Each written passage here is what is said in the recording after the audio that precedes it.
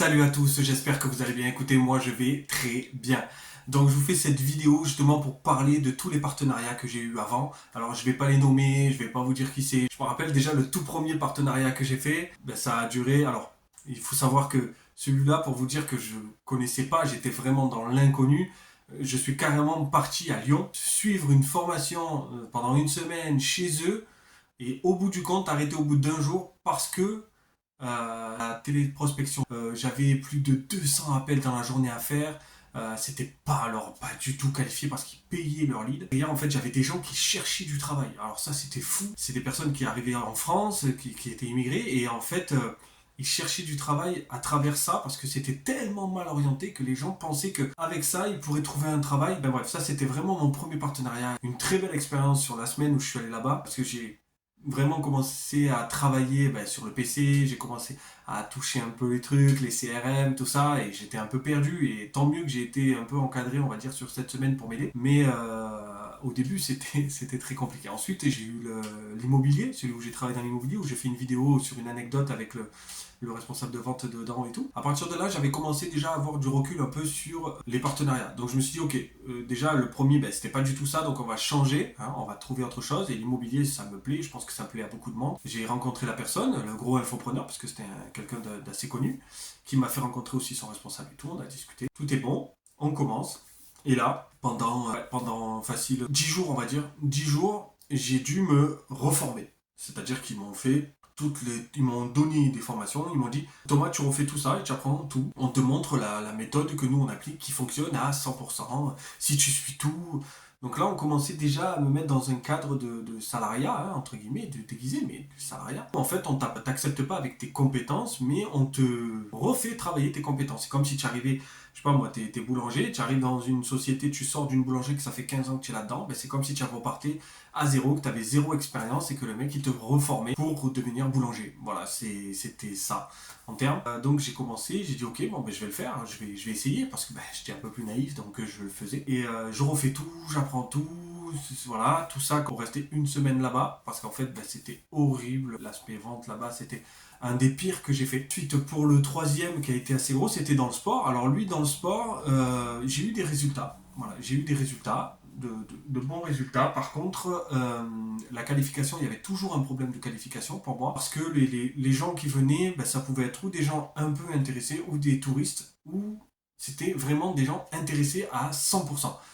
Donc les 100% étaient très très rares, je les voyais très rarement passer, et derrière toi tu avais tes appels. Donc sur tes appels en fait pareil, ils m'ont dit écoute, pendant 15 jours tu vas faire du setting et tu vas revoir toute la formation de closing, donc ils t'apprennent à faire du closing, donc ça fait déjà 2 fois qu'on m'apprend du closing, plus voilà, tu fais des appels froids, tu fais ton setting pendant 15 jours et en même temps tu fais ta formation, il faut que tu viennes à la fin et que tu fasses des roleplays. J'ai dit ok, donc je continue, je travaille, je passe 15 jours et je perds mon temps pendant 15 jours à faire ces trucs-là, à reprendre toute leur formation, à soi-disant ils t'apprennent les produits, pas du tout, ils t'apprennent pas le produit, ils t'apprennent juste à soi-disant être un bon mouton qui suit, qui est formaté, et vas-y, suis tes 15 jours, tu fais ton setting, donc je génère un peu d'argent grâce au setting. Donc il me dit au bout de 3 semaines, 4 semaines, tu vas passer en closing. J'ai dit c'est top et tout, c'est génial, je suis content. Donc j'arrive au closing, donc tu fais tes roleplays, voilà, alors le closing, t'as le fameux script, en même temps un peu organigramme, tout ça, t'as tous les... C'est impressionnant le nombre de documents que tu peux avoir, toutes les choses qui se rajoutent, mais c'est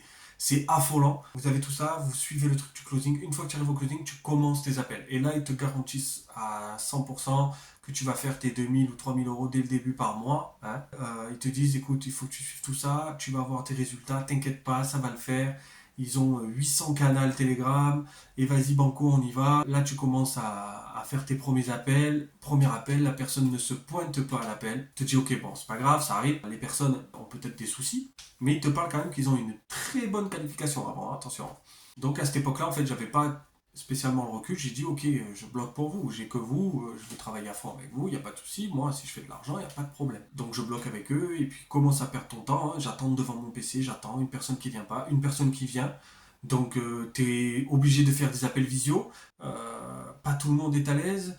Donc après, si tu fais pas la visio, tu peux faire juste l'appel, c'est enregistré, tout est filmé, tout est suivi, tout est tout ce que tu veux. C'est des personnes qui disent qu'ils ont une société qui est familiale, ils sont plus de 30 ou 50 dedans. Ça tourne énormément, énormément ça tourne, mais vraiment ça tourne, mais un truc de dingue. Voilà, donc je démarre, je commence à faire mes appels, il y en a qui me répondent, j'arrive à faire quelques ventes, je fais des ventes à leur façon. J'ai dû suivre leur truc pour que... Et c'est ça qui m'a horrifié, c'est qu'en fait, leur truc fonctionne. Il y a des gens qui achètent. Par contre, ce qu'ils ne disent pas, c'est la demande de remboursement derrière. Très puissante. Je crois que j'avais fait 5 ventes avec eux, ou 7 ventes, j'ai eu 3 demandes de remboursement derrière. C'est-à-dire que j'ai eu la moitié presque des demandes de remboursement des clients à qui j'avais vendu. Donc c'est assez tendu d'avoir ces retours-là. Du coup, je fais mes ventes, mais je ne fais pas assez de bons résultats. Voilà, tu dois avoir un taux de conversion à 20%, tu dois être comme ça, tu dois faire comme ça. Et en fait, ils prenaient des vidéos, un appel par semaine, et ils te crucifiaient le mec devant tout le monde en disant, ouais, ils le tuaient pas, ils étaient pas méchants, mais ils te le massacraient en disant, ça qui va pas, ça qui va pas, ça c'était bien, ça c'est pas bien, t'as pas assez creusé, t'as pas allé chercher, t'es pas allé faire ci, t'es pas allé faire ça, t'as pas pris assez l'appel, t'es pas allé chercher ce qu'il faut, là il avait une douleur sur ça, il fallait que tu appuies dessus. C'est horrible quand même. En vrai, hein, on va pas se mentir, c'est horrible. Moi je continue parce que j'ai que ça. Donc en fait, j'ai que ça, l'argent commence à manquer, donc j'ai que ça. En fait, quand j'ai commencé à réaliser que je perdais mon temps, c'est-à-dire que j'attendais les appels, j'avais des fois 4 appels, j'en avais 3 qui venaient pas dans la journée. J'attendais pour rien. Et c'est vrai qu'à ce moment-là, j'ai pas percuté sur le fait de me dire que je pouvais faire autre chose pendant que eux, ils ne m'envoyaient pas d'appels. C'est vrai que j'avais pas ce recul-là. Et en fait, on a continué tout ça, et puis j'ai fait ça pendant 3 semaines. Au bout de 3 semaines, j'ai stoppé. J'en pouvais plus, c'était trop. Il n'y avait pas les résultats. J'avais l'impression d'être un salarié, d'être trop coincé dans ce qui n'est pas humain pour moi. Ça m'a rendu dingue de tout ça et de voir que ça ne me correspondait pas. Par la suite, après, j'ai rencontré d'autres clients. Donc ces clients-là, ça a été dans la photographie. Donc c'est une de mes vidéos, je vous donne une anecdote dedans qui est exceptionnelle. C'était mes meilleurs clients. Alors pourquoi c'était mes meilleurs clients ? Il y a 2 points qui rentrent en compte, c'est que déjà ils avaient fait en place un système organique aussi, donc en fait les gens étaient beaucoup plus qualifiés, ils savaient de quoi tu allais parler, ils savaient qui j'étais, ils savaient comment ça allait se passer, ils savaient ce qu'on me proposait juste à discuter. Et ça c'était hyper puissant.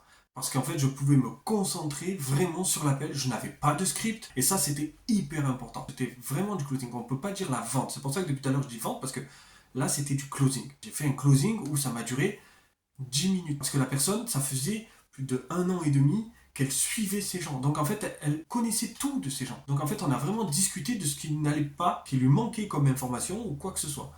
Et ça a été vraiment mes plus gros clients. Ensuite, ces clients-là, il y a eu d'autres problèmes qui se sont générés, mais plutôt côté entreprise pour eux, qui ont fait qu'on a dû se séparer, tout simplement, sinon on s'entend très bien. Et ensuite, mon autre client, j'ai fait une agence aussi dans le community management.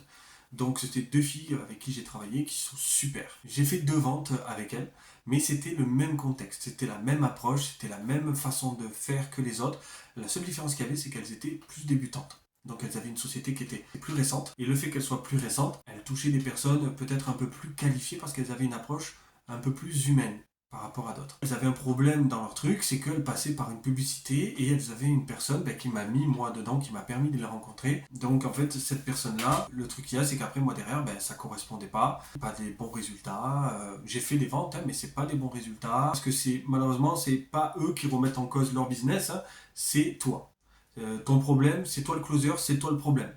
Et c'est ça le problème des sociétés actuelles qui embauchent des closers. Ils ne se remettent jamais en question de savoir mais qui est réellement le problème dans l'histoire. Je peux comprendre que tu as des bons et des mauvais côtés. Et pose-toi les réelles questions de comment est ton entreprise, comment tu gères tes finances, comment tu gères tout ça.